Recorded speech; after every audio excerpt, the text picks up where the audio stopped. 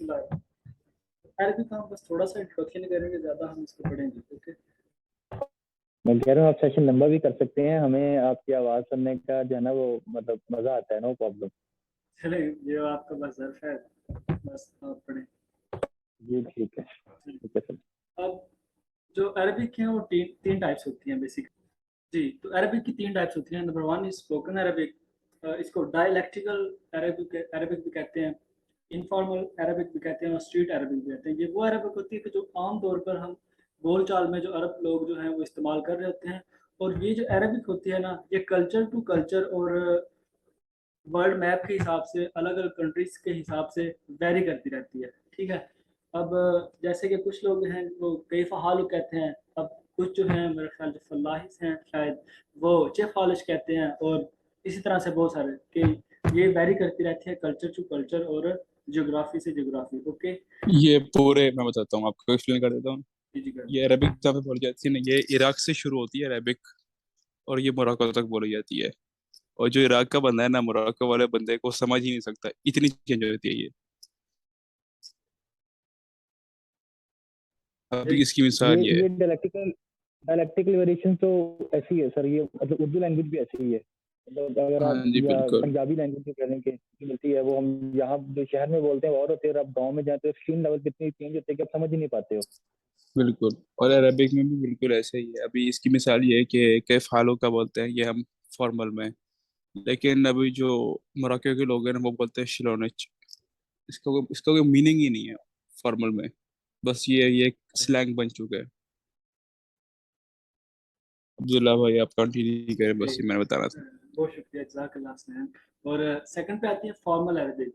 ये वो अरबिक होती है जो जिसमें शेख्स जो है हमारे अरबिक में लेक्चर्स देते हैं, और जो बुक्स में अरबिक होती है, और जो न्यूज़पेपर्स की अरबिक होती है, ये फॉर्मल अरबिक होती है।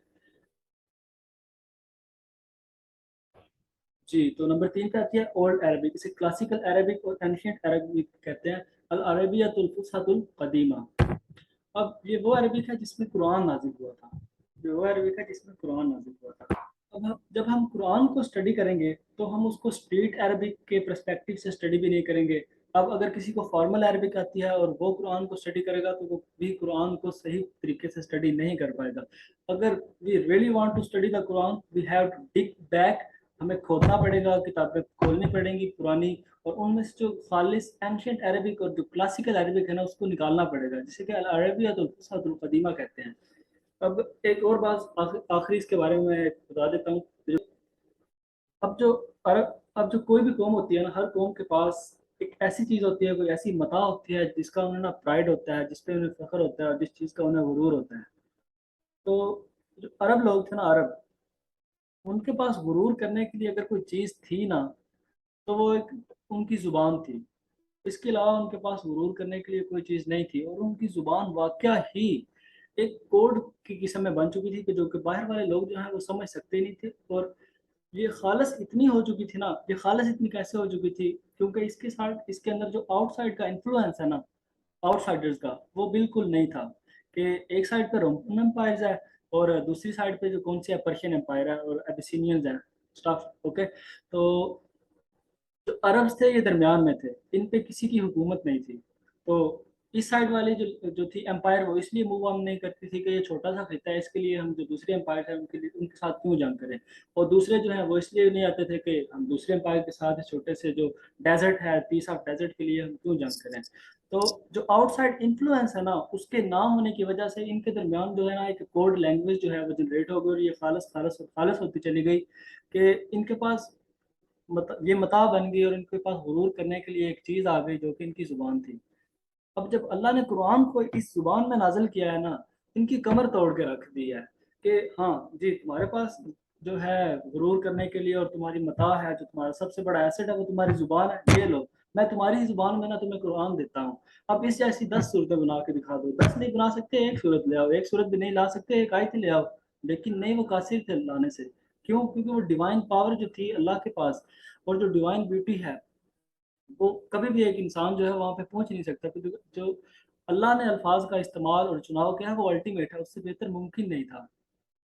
ओके, अब जब इस्लाम आ गया, तो इस्लाम गालिब भी आ गया, मक्का फतह हो गया। ठीक है। तो जो ये हमारी इस्लामिक स्टेट फर्स्ट जो है इस्टेब्लिश हो गई, यहाँ पे आउटसाइडर का इन्फ्लुएंस होना शुरू हो गया। जब आउटसाइडर का इन्फ्लुएंस किसी भी मुल्क में बढ़ता है तो हसनैन क्या होता है? उमर, हाँ जी।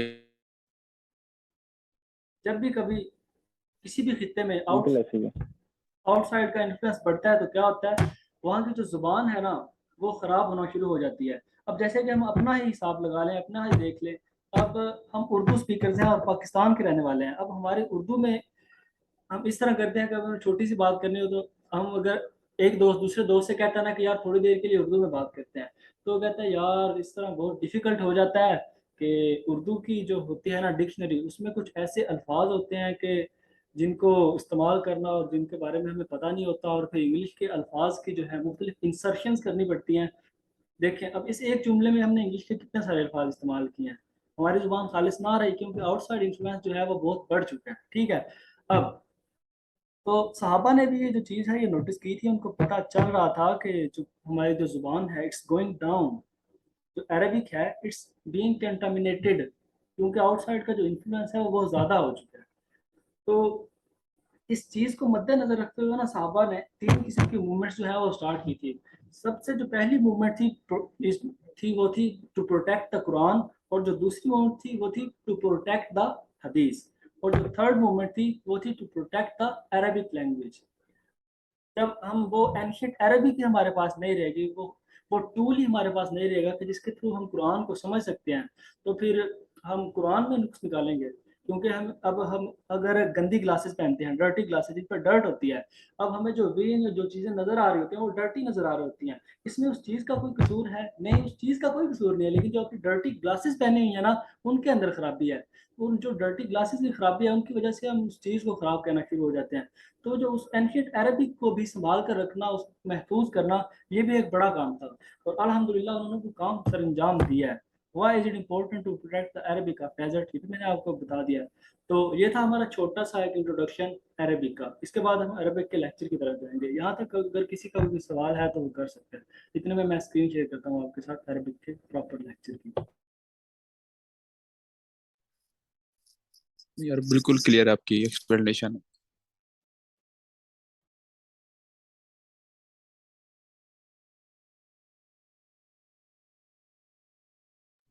अब जो अरबिक सीखने का हमारा गोल है, ये हमने पहले भी पूरे लेक्चर में यही डिस्कस किया है।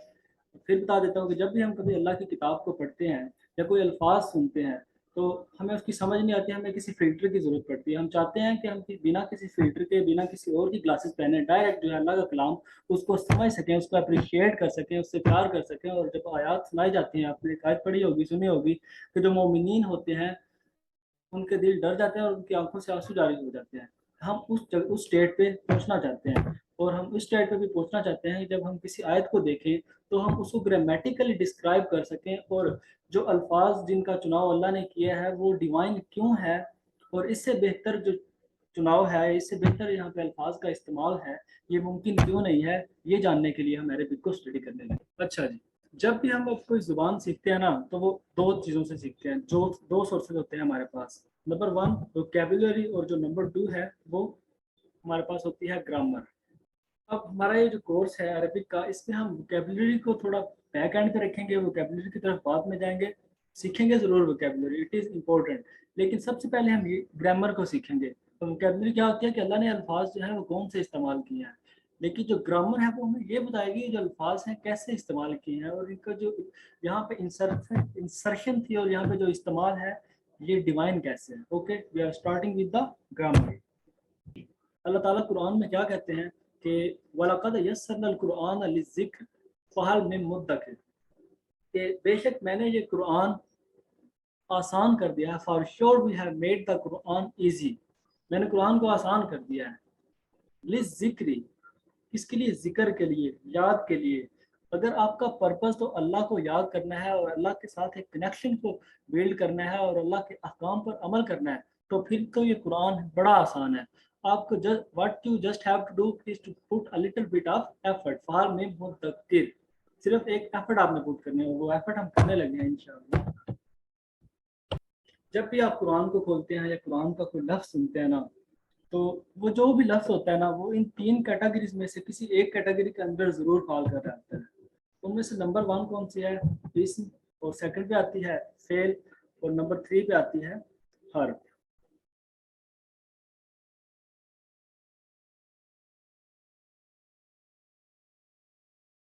अब यहाँ तक क्लियर है कि जब भी आप कुरान को खोलते हैं और आप किसी भी लफ्ज़ को देखते हैं, तो वो 3 कैटेगरीज़ में से एक कैटेगरी जो है वो ज़रूर होगा। Either it will be a इस्म, इट विल बी अ हर्फ, और इट विल बी अ फ़ेल। यहाँ तक क्लियर है? तो व्हाट इज़ एन इस्म? Ism can be a person, place, thing, idea, adjective, adverb and more. अब ये जो कोर्स है इसका स्टार्ट करने के लिए थोड़ी सी बेसिक इंग्लिश की कुछ टर्म इस्तेमाल होंगी, लेकिन ये हमारे 2 से 3 लेक्चर्स के बाद ये जो है ये टर्म्स हम इंग्लिश की ख़त्म हो कर देंगे और टोटल अरबिक में चले जाएंगे। अब एक इसम क्या होता है? इसम कैन बी अ पर्सन, जैसे कि मोहम्मद है, फातिमा है, शी है, आई है, वो है, ये सब पर्सन की एग्जांपल्स हैं। It can be a place, जैसे कि कोई भी प्लेस हो सकती है, यूनिवर्सिटी हो सकती है, न्यूयॉर्क, टेक्सास और Saudi Arab, anything. Things, car, building, desk, pen, bag, these are all the examples of things. अब आइडियाज आर आल्सो इसमें, जैसे कि happiness, love, patience, education, reflection, ये सब क्या है जी? आइडियाज हैं। आइडियाज वो चीज़ें होती हैं जिनको हम टच नेम तो दे सकते हैं लेकिन उनको टच नहीं कर सकते। स्लाइड्स आपको विजिबल है या नहीं? एडजेक्टिव्स आर आल्सो इसमें। एडजेक्टिव्स हैं वो क्या आते हैं? जो चीज़ों को डिस्क्राइब करते हैं। जैसे कि एक मस्जिद है, इज अ बिग मस्जिद। जो बिग यहाँ पे वर्ड है ये एडजेक्टिव है। जो डेस्क है इट्स स्मॉल, तो स्मॉल जो है यहाँ पे डेस्क को डिस्क्राइब कर रहा है, एडजेक्टिव। और एडवर्ब जो है वो भी इसम की ही कैटेगरी के अंदर आते हैं अरबिक में। जैसे कि रनिंग क्विकली, क्विकली यहाँ पे क्या है? जो किसी एक्ट को, किसी फेल को डिस्क्राइब कर रहा है कि how is running, is running quickly. Eating slowly, यहाँ पे स्लोली जो है हमारे पास है इसमें। अब अगर हम फेल की बात करें तो फेल is a word that is stuck in time. It is always in the past, present और फ्यूचर टाइम। जो फेल है हमेशा ऐसा वर्ड होता है जो कि टाइम में स्टक होता है। फेल्स are similar to verbs in English but not exactly the same. वो डिफरेंस जो है वो क्या है वो भी हम सीखेंगे इंशाल्लाह से। अब फेल की एग्जांपल अंग्रेजी में क्या होती है, इंग्लिश में क्या होती है? Ran, created, eating, will, play, writes. ये सारी फेल की एग्जांपल्स हैं। अभी बहुत सिंपल बातें हैं जो कि सबको आती हैं। अब हर्फ is a word that does not make sense unless there is another word after it. अब इसकी एग्जांपल अंग्रेजी में होती है in, at, for, with, to. मेरे ख्याल में मजीद इसकी एग्जांपल देने की जरूरत नहीं होगी, आपको हर्फ का भी जो है कॉन्सेप्ट वो समझ में आ गया होगा। तो यहाँ तक हमने सीखी हैं 3 चीज़ें, बस बेसिक कि जो कुरान या कोई भी अरबिक है वो 3 किस्म के अल्फाज से मिलकर बनती है। वो कौन कौन से? इस्म, फेल एंड हर्फ। इस्म, फेल एंड हर्फ। जो इस्म होता है it is a person, place, thing, idea, adjective, adverb और मोर की जो कैटेगरी है हम इसके बाद में डिटेल में स्टडी करेंगे। और सेकंड पे आता है फेल। फेल वर्ड स्टक इन पास्ट, कोई भी काम जो होता है जो वक्त के साथ होता है अटैच्ड, तो वो फेल होता है। उसके बाद थर्ड कैटेगरी आती है हर्फ की। Any word which doesn't make any sense without another word is after it, बिना किसी। अब in the car, at the house, with anything, okay, हर्फ। अब हमने 3 चीजें बेशक अब सीखी है ना अब तक। अब इसकी एप्लीकेशन हम कुरान में फाइंड करेंगे। अब जो कुरान के अंदर इसकी एप्लीकेशन है ना, जब आप कुरान को पढ़ना शुरू करते हैं ना, पहली सूरत को, अल फातिहा को, तो इसके अंदर वर्ड आता है अल्हम्दुलिल्लाह। अब ये जो वर्ड अल्हम्दुलिल्लाह है ना, it is used as an इस्म, it is not used as a फाइल, एज ए फेल, सॉरी। ये जो अल्हम्द का वर्ड है यहाँ पे इस्तेमाल हुआ है, ये एक एज ए इस्म की कौन सी कैटेगरी? आइडिया वाली कैटेगरी। एज एन आइडिया इस्तेमाल हुआ है। और इसकी खूबसूरत बात यह है कि जो इसको इस्म एज ए इस्म इस्तेमाल किया गया है, एज ए फेल इस्तेमाल नहीं किया गया, क्योंकि जो कोई भी फेल होता है उसके करने के लिए एक फाइल की ज़रूरत होती है। ठीक है, जब कोई भी वर्ब होता है उसे एक डूअर की ज़रूरत होती है, लेकिन जो इस्म होता है उसके लिए किसी डूअर की ज़रूरत होती है?